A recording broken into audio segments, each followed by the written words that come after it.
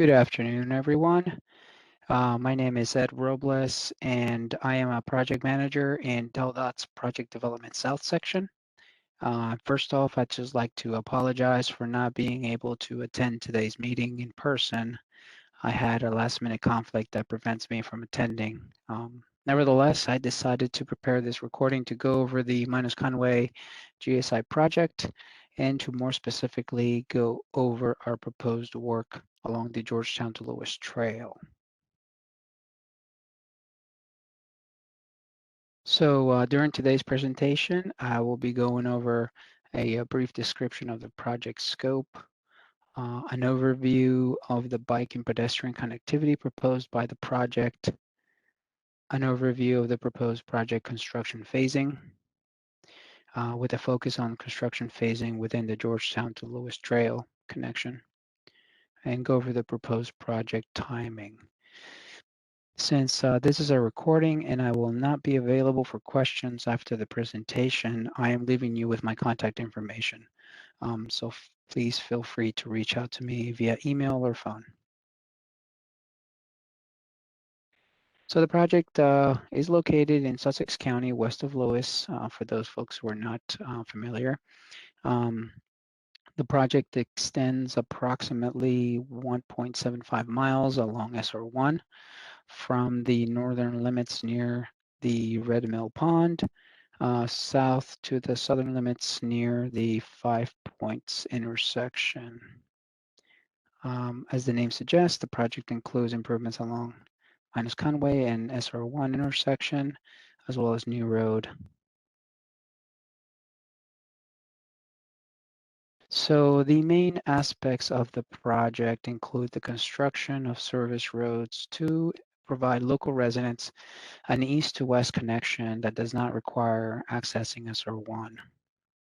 This is achieved through the construction of a connector road shown here under the Nassau bridges, as well as service roads on the east and west sides of SR1. The project will include 3 roundabouts ranging from 130 to 150 feet in diameter, one on Minos Conaway Road, shown here, one on New Road and Nassau Road intersection, and one on the west side of SR1 connecting the 2 proposed service roads to Janus Road, shown here, near the Lewes Senior Center, shown where I am hovering my icon. In order to minimize impacts to adjacent properties along the project, we will be pinching the median and reconstructing each direction of SR1 closer together. So we're able to maintain those 2 northbound and southbound lanes along SR1 by bringing both directions closer together and separating them through the construction of a concrete barrier to maintain safety. So we do that on the north side of the Nassau bridges shown here. And then we veer back to separating to pretty much SR1 will stay where it is now as we go over the Nassau bridges. And then both northbound and southbound will come closer together once again south of that.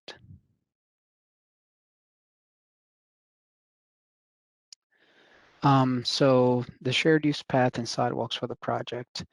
So enhancing the multimodal transportation and connectivity, particularly when it comes to bicyclists and pedestrians, has been a key element of this project. We received several comments from the local residents to make improvements in this regard. This slide shows the proposed shared use path and sidewalk to be included as part of this project. The shared use path is shown in lime green, and the sidewalk in peach or orange color.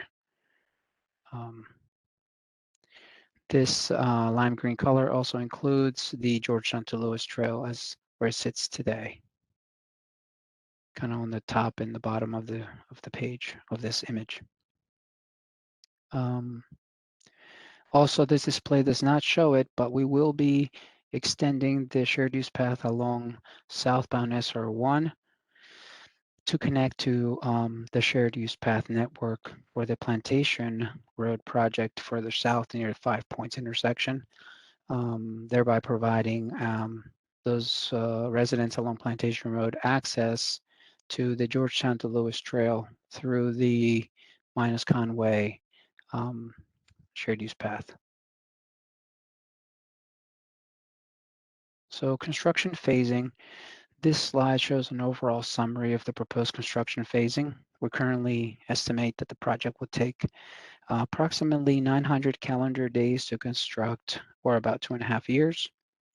Construction would begin with the off-alignment portions of the project to minimize impacts to traffic. So this would include sections on New Road, as shown here under phase 1 in the lime green color, followed by sections shown in orange. This would be phase 2. It's a pretty big phase, but that would be on the west side of SR1 and include construction of the roundabouts, part of the roundabout on New Road in Nassau, the connector road between the east and west sides of the service roads of SR1, work along Janus Road, connector road connecting the roundabout by the Lewes Senior Center to the roundabout in Minos Conway, and construction of the stormwater pond. So next, under phase 3, we would construct the roundabout, finish constructing the roundabout on Nassau and New Road, and also tie in the alignments along Nassau to the south side of this intersection and north, as well as connecting that new segment of New Road that was built under phase 1 to existing New Road. Once those 3 phases are complete, the service roads would be open to traffic and the crossovers would be closed off, and work on the median of SR1 would begin south of the Nassau bridges, shown as phase 5 in blue. Phase 6 would include work along northbound SR1 and Nassau Road. That would be the area shown here in pink. Phase 7 consists of work along SR1 or southbound SR1 shoulder and curb, as well as reconstructing the Janus Road, SR1 Road intersection, shown here in blue.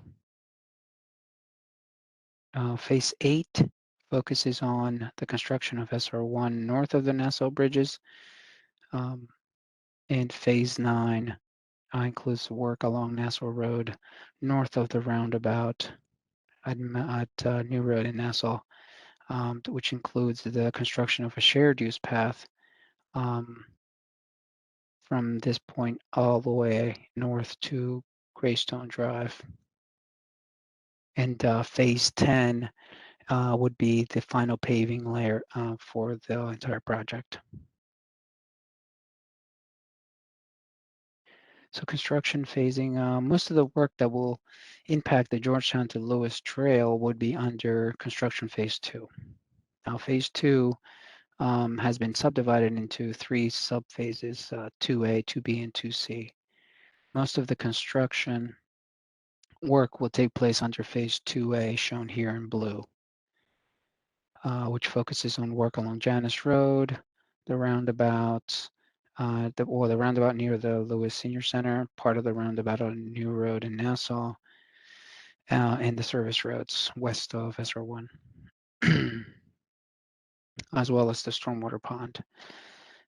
So before impacting the Georgetown-Lewes Trail, we are planning on constructing as much of the proposed trail as possible without impacting the existing trail. This slide shows our proposed project over an aerial image. This aerial is a few years old, so the trail is not shown, but you can see the old railroad tracks, which is where the trail lays today. So as you can see, a lot of the new connector road off of New Road will be directly impacting that trail. So our plan is to construct the future trail highlighted here in red. And so the goal is to route the trail users onto the new trail from um, the Lewes Senior Center, go under the Nassau bridges and further east to a point where the new and old trail intersect. We could also do the final or the crossing of the trail because that would be done without impacting the existing trail crossing. So we would do as much as we could without impacting the existing trail.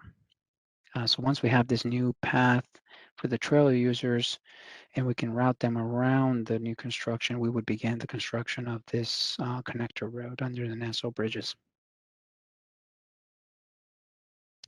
The remaining segment of the trail, of the future trail, would be constructed closer to the end of Phase 2C and before the construction of Phase 3 to again minimize impacts to trail users.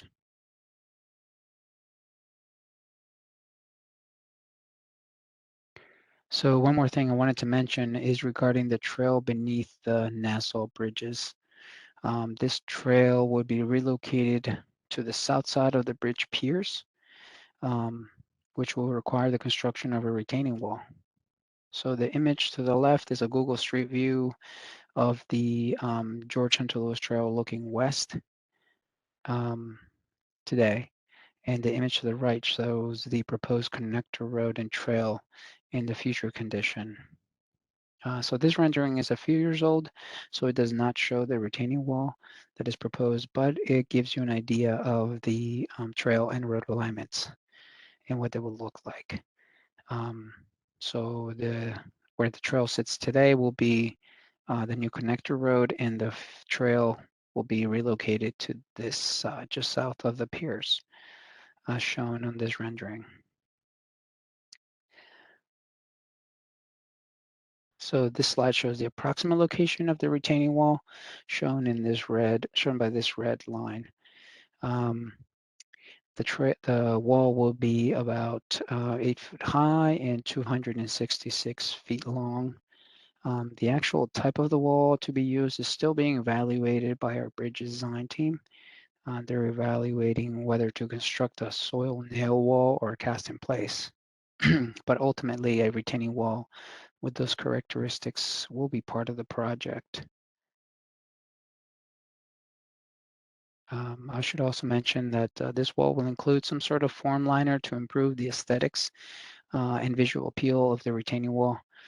Particularly in this area of the state, we have received comments from the public and other organizations to construct something that will match the atmosphere of the area. So these are just a few examples. The photo on the left is actually a photo of a retaining wall built in Newcastle County. So this brings me to the project schedule. We have completed several key milestones for this project in 2020 and 2021, with the last one being finalizing the right-of-way plans, which are needed to begin acquisitions of land for the project.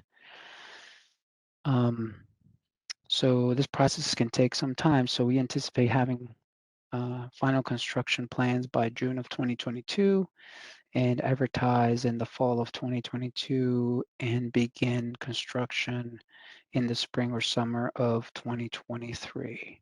And again, construction is anticipated to take about 2.5 years. And that being said, that brings me to the end of my presentation. Again, please feel free to reach out to me with any questions or comments on this project. And again, thank you very much. Have a good day.